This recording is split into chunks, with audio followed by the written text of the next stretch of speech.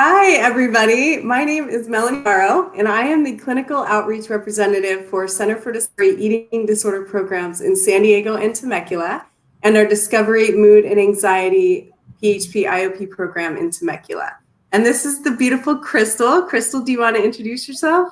Sure. My name is Crystal St. John. I am a licensed marriage and family therapist. I am also the program director for the Center for Discovery Eating Disorder Treatment Program in Temecula, and I also work in my own private practice. Fantastic. Thank you. So this is our very first 15-minute Center for Discovery Facebook Live series. During this challenging time, we thought we'd provide some more support for you guys. So I'm really, really excited, and I'm especially excited to have Crystal here. She's amazing. I've seen her in action, and she just changes our clients' lives. And so this is like such a great gift for you guys, I hope, for if you're needing some additional support.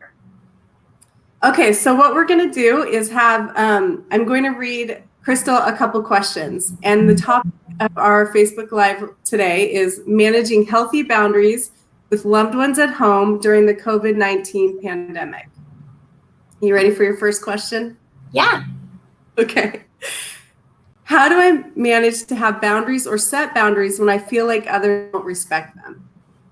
Yeah, so I want to just first take a moment to just normalize that this is very understandable, very common. I think we're all in this together, and struggling to manage boundaries. Like, boundaries are a hard thing because they can be, they're spoken or decided, but not necessarily seen. And so they can be really challenging sometimes when having to put them in place with certain relationships, especially family. Even like with the best family dynamic, it can be challenging sometimes to set boundaries, but it can be even more stressful when you don't have the option to necessarily leave your situation. So right now, a lot of us are stuck at home. We're kind of all forced to kind of social distance and quarantine together. And so this can put an added layer of stress on the need for boundaries and also the ability to put them in place, especially when we're kind of on top of each other in the same location. So my first encouragement is kind of just a mental standpoint of acceptance, of recognizing that the situation you're in is temporary. Now, it can be challenging because we don't necessarily know how long we're in this situation together, but it is temporary. And so reminding yourself that can just be a helpful alleviation to know that I can do this, I can make it through this, this won't last forever.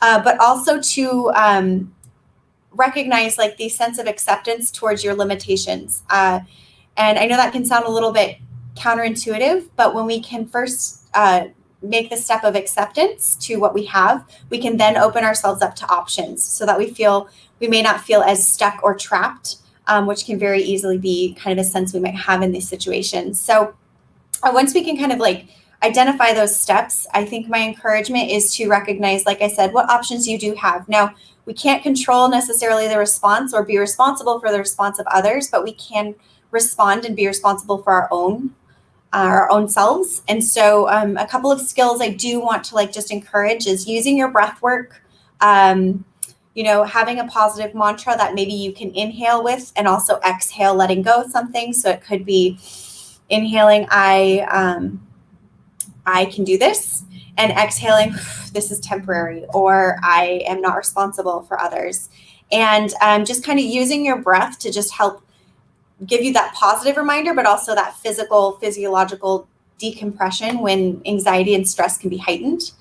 Also, taking the breaks you can. So if you can find a place for yourself in your house that is your own space, that is a way to physically allow yourself and provide a space for like a boundary when maybe you necessarily can't use your normal coping skills. So I've encouraged clients, don't be afraid to get creative. Don't, it's okay. Therapy can be kind of weird sometimes. We can do weird things, but actually they can really work. And so if you have limited options, like maybe you have to share a room or whatever it might be, don't be afraid to use something like a closet. I know that sounds crazy, but I've had clients kind of create a cute little sitting corner or reading space, bring like a little like cute lamp or something and some pillows and put some positive statements in the corner of like a closet. taking a few minutes, if you need to step away, going to a separate room and just using whatever skills you have, whatever you need. And of course, getting outside if you can and taking a daily walk, I think just in general is really important. Obviously within the social distance and guidelines that we are being provided with, but making sure you get some vitamin D and getting outside. But if you really need to take a break and you can't necessarily like change the emotional dynamics of your family, just go for a walk. Bilateral stimulation, walking, getting some fresh air, getting some sunlight or daylight can just help reset temporarily in these times. So there's some tips I have in that. Yeah, that is extremely helpful. I just want to I have an add-on question. What are some things that you would suggest that they say to their loved ones if they need some space? That's a great one. I think, first of all, just practicing saying, I need space or I need a minute, and allowing, like giving yourself permission to say that and knowing that it is okay.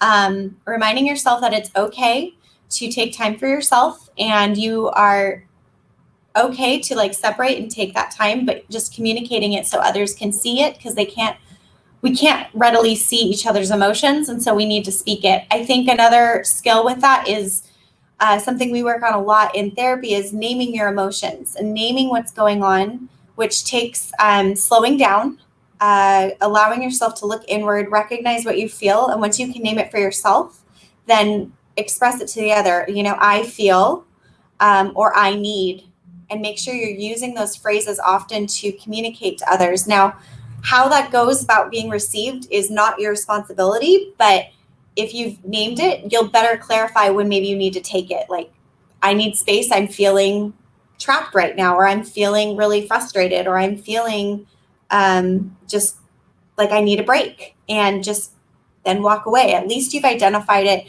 The rest is not up to you. It's not on you, but making sure you do those things to take care of yourself is what I'd encourage. Yeah, I think even just saying that out loud is empowering. I need a break. Yeah. My 7-year-old son, one day, this is how we're all struggling. You don't have to have an eating disorder or mental illness to need a break. And so my 7-year-old was like, I'm out, you guys. I'm done. And he went upstairs and spent like half of the day in his room and just needed some, land-in time. So I was really proud of him for doing that. So definitely listen, to what your needs are.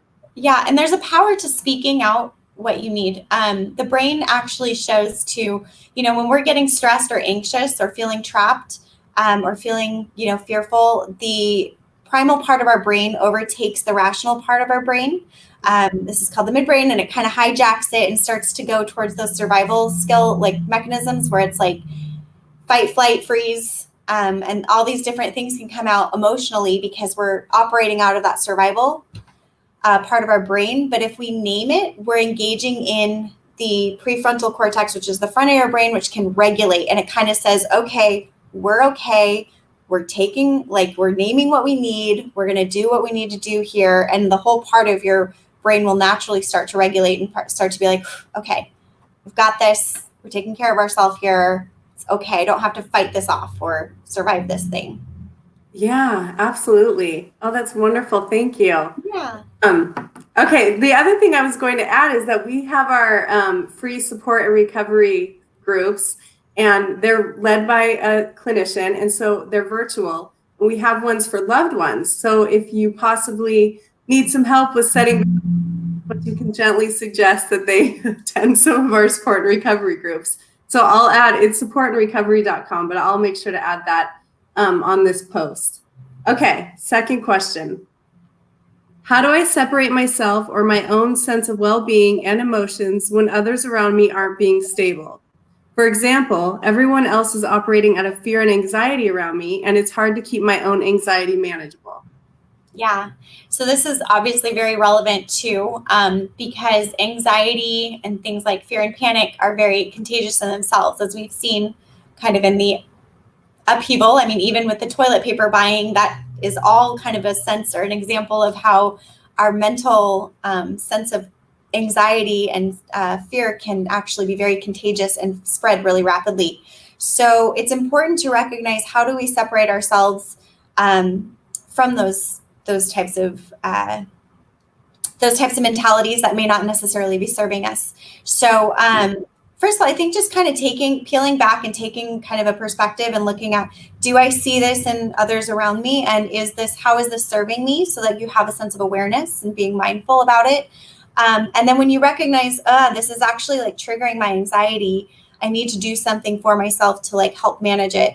Then we can better act on that. So I think first identifying it, I strongly encourage limiting your news exposure. I think it's important to stay informed, but if we have 24/7 constant, like running the track on this whole thing and the crisis that we're in, then I think that's just going to perpetuate more anxiety. And if you have family members who maybe are constantly having the news on, or maybe asking to turn it off or take a break or just remove yourself. But I think also like recognizing you're not responsible for the emotions or the perspective of others. And if you have a family member or a loved one or a friend who's just constantly like in that anxious state, it's okay to name that, hey, like I need a break. Or just like recognizing how to separate yourself. So using some of the skills I referenced earlier, or maybe just physically recognizing that you are your own individual and you can separate. A visual skill I like to use is just how oil and water can coexist in one environment, but they don't necessarily blend. And recognizing that you are your own self and whatever you need is your responsibility, and you don't necessarily need to take on the emotions of others. And so like kind of maybe visualizing yourself as like oil and water, or just using some kind of a visual skill that might help separate your emotions from others. And then using some of those techniques, like I said earlier, about like maybe actually removing yourself, taking a break, using your breath work, doing a lot of self-care, and just limiting what comes into the brain and the mind, as well as maybe putting more empowering, uplifting, peaceful sources of information as well in there. So having a good book, something like that. So those are a couple things I would recommend. Yeah, that's wonderful. This went by really quickly. I don't even hit 15 minutes, but once we get a bigger audience, since this is our first one, we'll have some additional questions.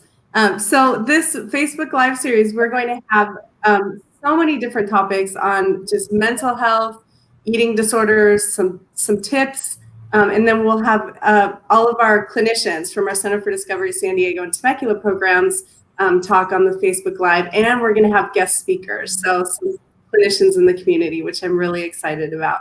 If you have any topic ideas, feel free to email me. I'll include that as well. Well, I'll just tell it to you. It's melanie.figaro. You can see I think you can see my name right there, but it's F as in Frank, IGARO at centerfordiscovery.com.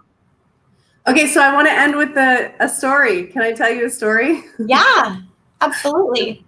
Okay. So I'm recovered from an eating disorder, and a while back, I was asked to share my story at a support group at a local university.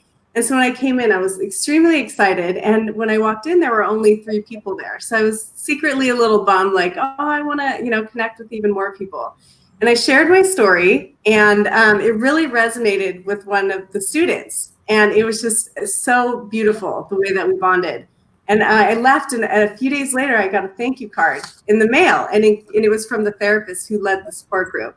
And so it included the starfish story. So I'm going to read you the starfish story. It's super tiny, so bear with me.